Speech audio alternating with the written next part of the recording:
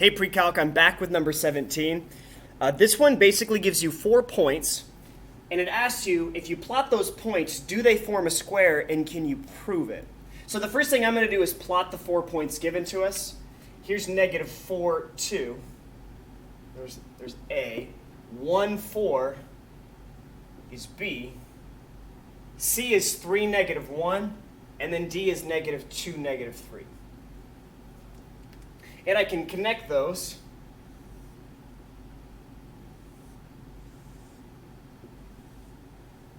And it's kind of like, it looks like it is. But how would we prove it? All right? So what are sort of like the defining characteristics that say, if you've got this, this, and this, then you've got a square for sure? Well, we know that we need 4 congruent sides, or 4 equal sides.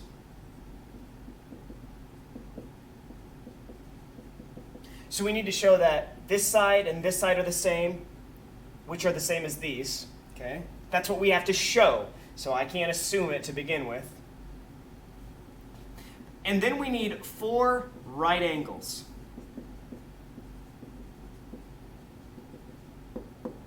So if you have those parts, then you've proven that it indeed is a square.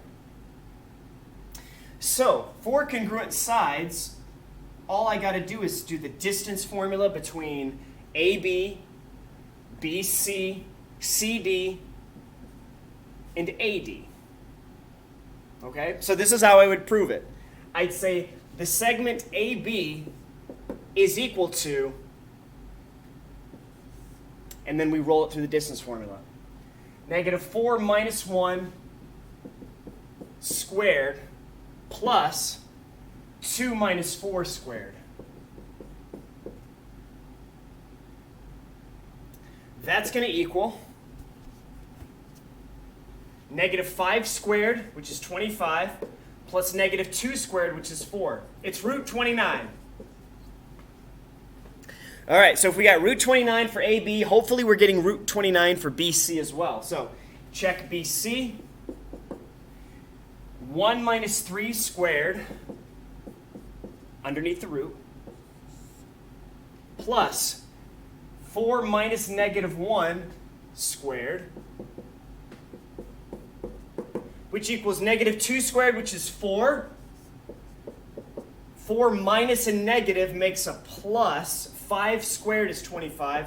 That's also root 29. So these two are officially congruent to one another. Let's check CD now.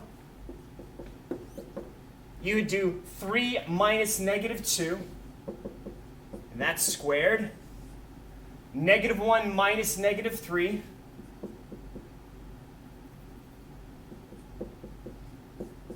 Squared.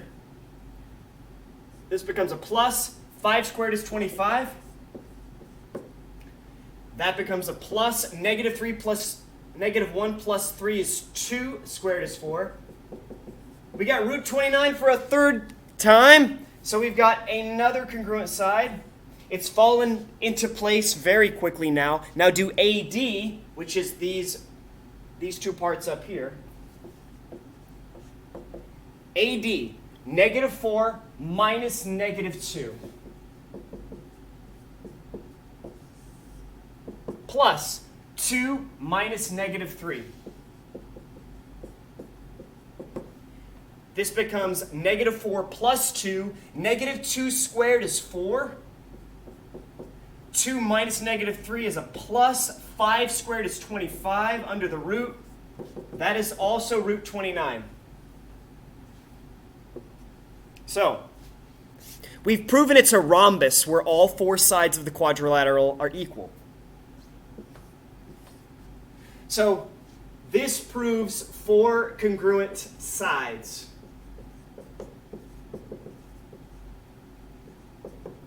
All right. Can you guys see that clear enough? 4 congruent sides? Yeah. All right. Check that one off the list. Now 4 right angles. This will be a lot easier. I'm going to put AB slope in parentheses to talk about the slope from A to B. And I have to compare it to BC and AD versus BC slope and AD's slope. This would allow us to talk about this and that angle, these two.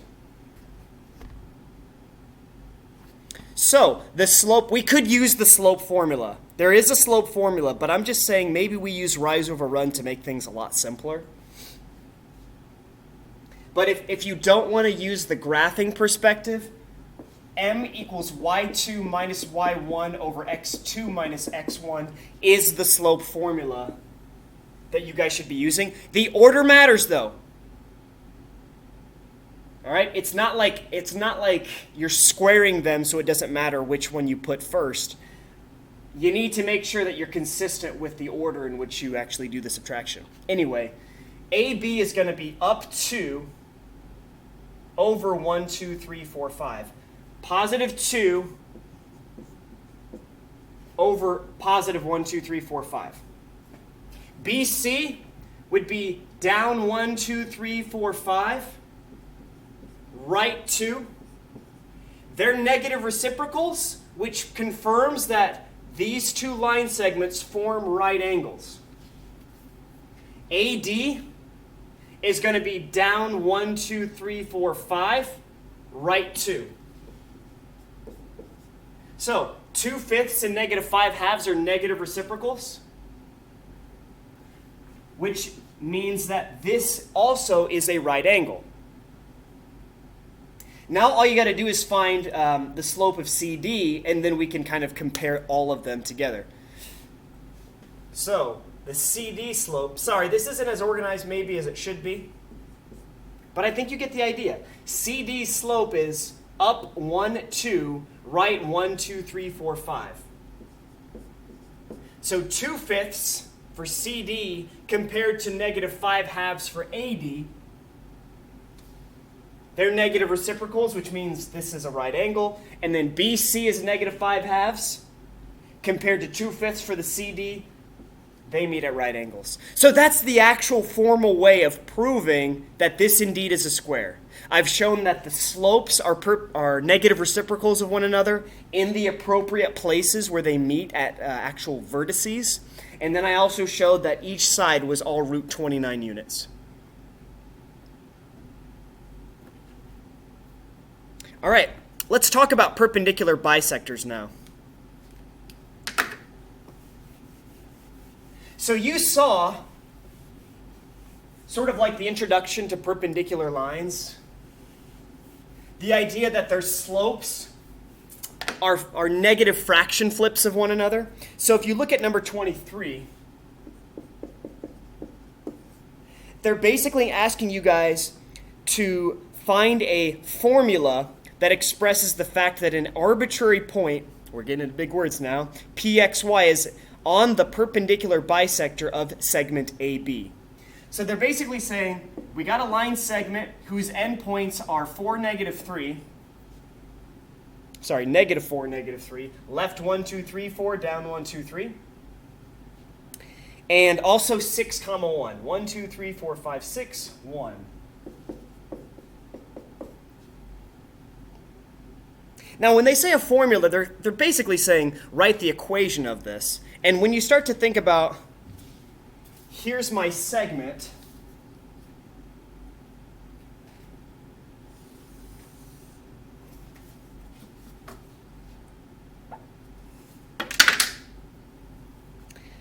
they're talking about a line that goes directly through this segment and meets it at a right angle. Now, the definition of a perpendicular bisector itself is basically like saying, hey, you need the line segment to form directly through the midpoint. So wherever the midpoint is, I'm just going to kind of guess it's around right here. That's the point. You need the midpoint to determine a perpendicular bisector. It's the thing where you take a compass, right? And then you make a little notch above here based on the distance of this line segment. The two places where they intersect is where you drop it down. You guys might not have done that in Math 2 and Math 3. But bottom line is, we need the midpoint to determine what the perpendicular bisector.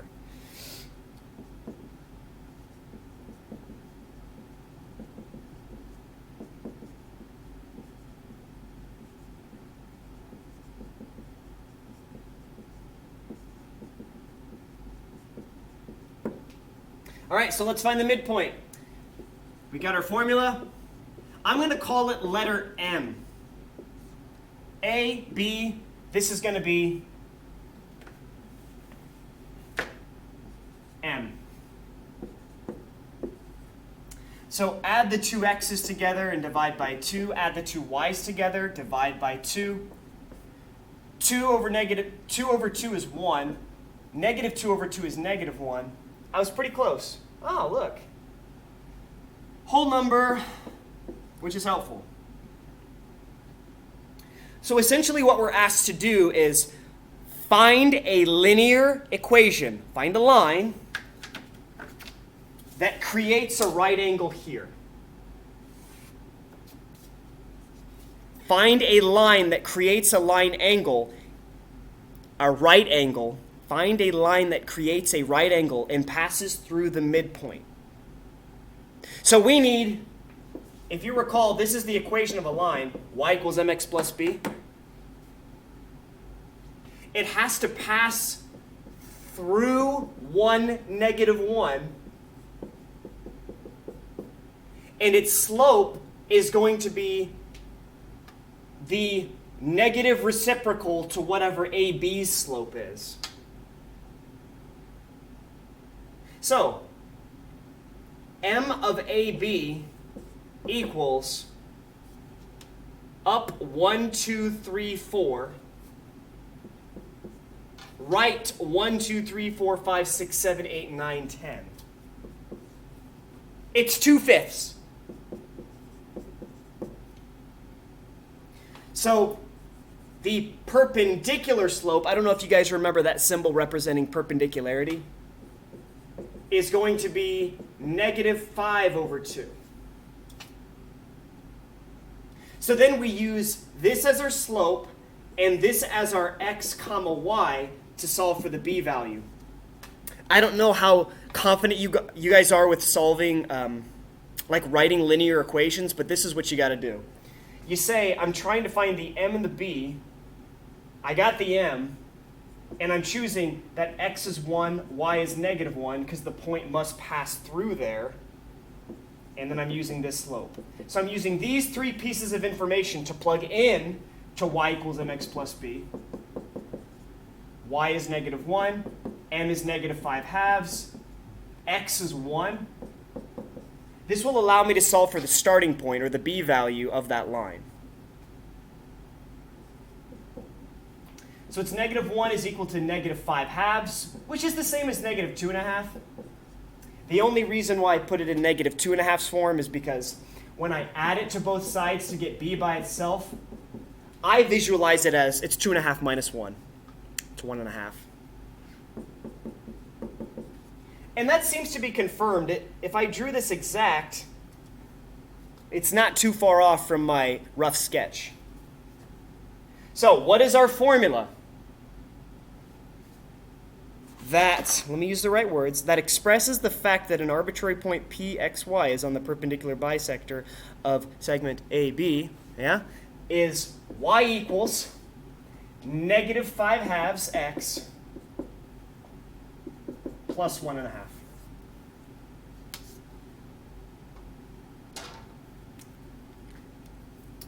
All right, last one. 27.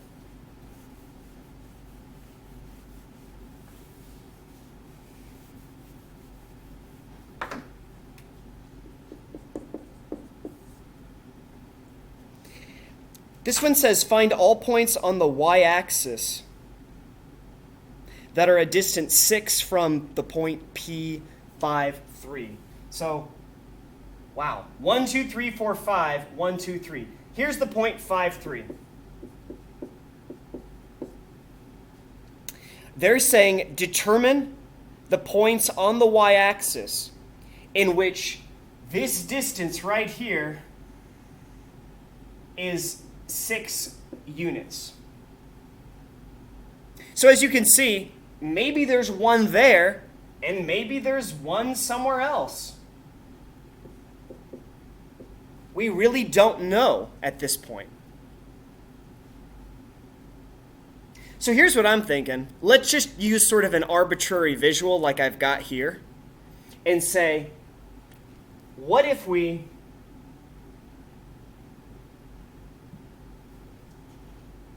cut this into 2 different right triangles? And we know that this is supposed to be 6 for sure. Okay? So we got 2 right triangles.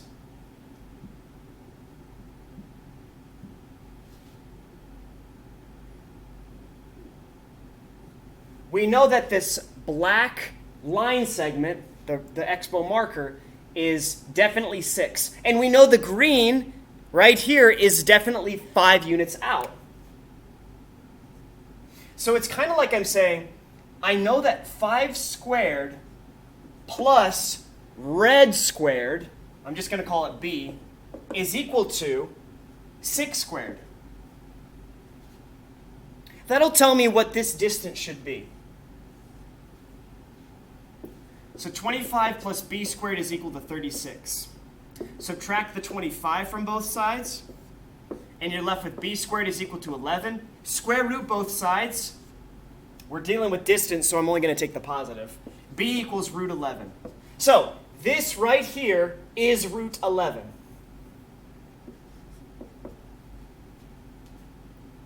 This coordinate up here is represented by the vertical distance from the origin.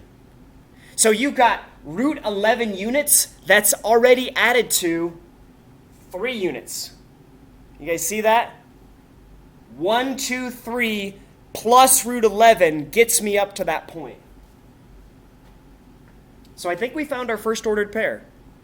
Our first ordered pair is 0, 3 plus root 11.